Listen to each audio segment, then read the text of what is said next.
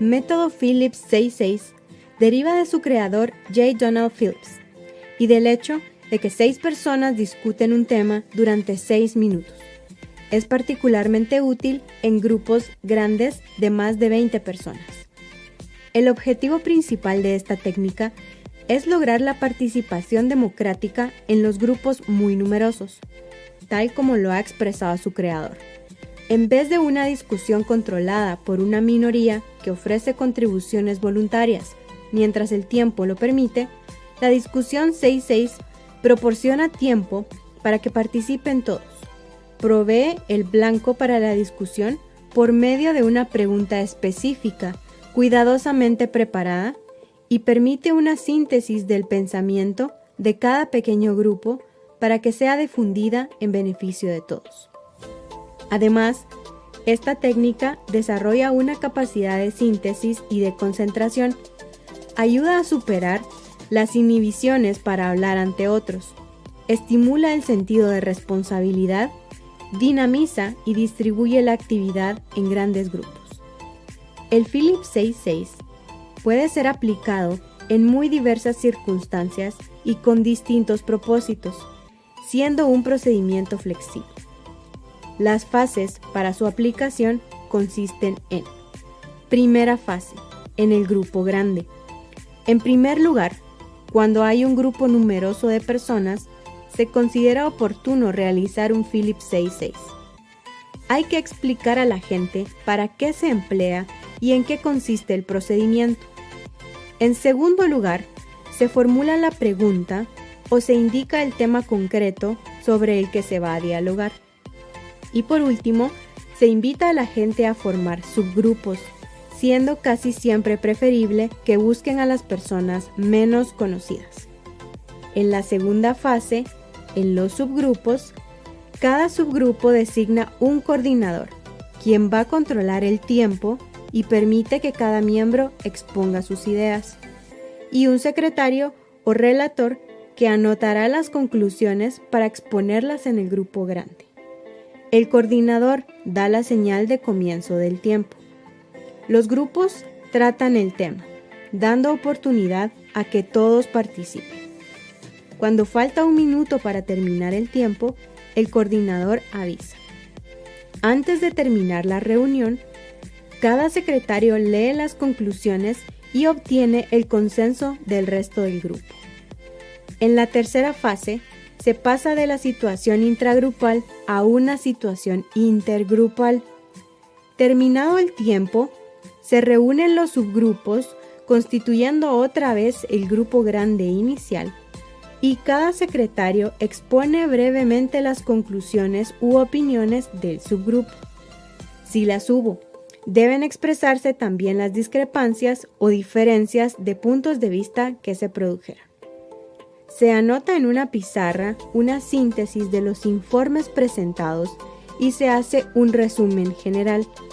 La clase de coordinador debe presentar de manera clara el tema o problema que se ha de considerar, precisar el objetivo a conseguir en grupo, clarificar los criterios de agrupación de los miembros, fijar el tiempo destinado a trabajar en grupo, comentar, si es necesario, la conveniencia de escribir los acuerdos y las producciones, cuidar que los intercambios dentro de cada pequeño grupo se ciñan al tema que se ha estipulado, asegurar que las intervenciones se lleven a cabo con la intensidad de voz adecuada para evitar interferencias en otros grupos, indicar el término de la discusión, poner las condiciones para que los diversos miembros procuren llegar en lo posible a posiciones unificadas o complementarias. En la puesta en común, el coordinador debe cuidar de favorecer la clara, ágil y ordenada aportación de los diversos miembros, asegurar la buena calificación de entrada de todas las aportaciones, velar para que estas aportaciones sean consideradas en términos de complementariedad, dejar constancia escrita del material elaborado.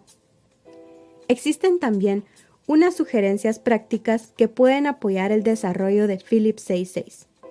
Cuando el grupo no es muy numeroso, pueden formarse subgrupos de 3 o 4 miembros.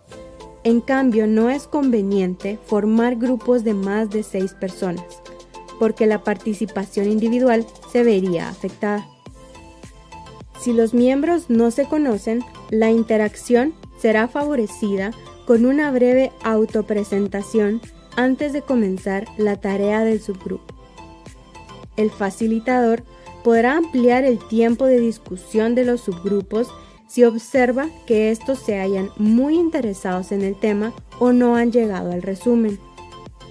Es conveniente que la pregunta o tema en discusión sea escrita en una pizarra y quede a la vista de todos. En las primeras experiencias se propondrán temas sencillos, formulados con la mayor claridad y precisión. El facilitador debe actuar con sencillez y naturalidad, estimulando el interés por la actividad. No debe hacer ninguna evaluación de las ideas o respuestas aportadas por los subgrupos. Es el grupo quien debe juzgarlas. En una etapa de mayor experiencia, se pueden asignar distintos temas a cada subgrupo o a varios de ellos. En lo posible, la pregunta ha de ser de las que exigen respuestas tipo sumatorio y no de oposición. Por ejemplo, mencione las causas, qué consecuencias tiene, cuántos factores, qué características, etc.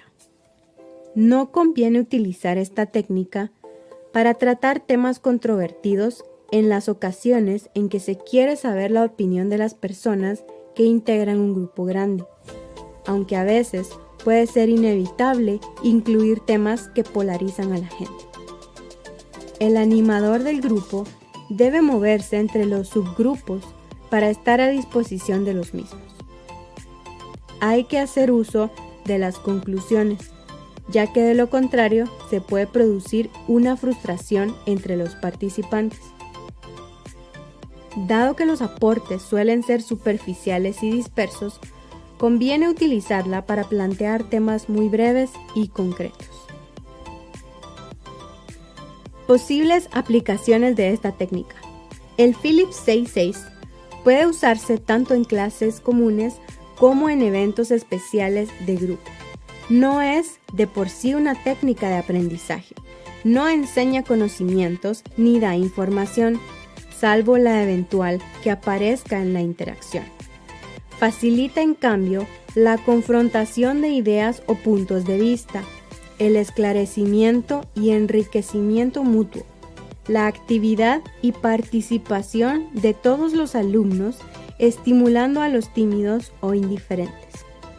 En un grupo de discusión, que bien puede ser la clase, el Phillips 66 es útil para obtener rápidamente opiniones elaboradas por subgrupos, acuerdos parciales, decisiones de procedimiento, sugerencia de actividades, tareas de repaso y de comprobación inicial de la información antes de tratar un nuevo tema. También puede utilizarse esta técnica en el aula para indagar el nivel general de información que poseen algunos alumnos sobre algún tema, para elaborar y hallar aplicaciones a un tema aprendido teóricamente. Después de cualquier actividad realizada colectivamente, como una clase, una conferencia, una película, un experimento, etc., la misma puede ser evaluada o apreciada en pocos minutos por medio de esta técnica. El Phillips 66 es maravilloso para muchos aprendizajes. ¿Ya está listo para implementarla?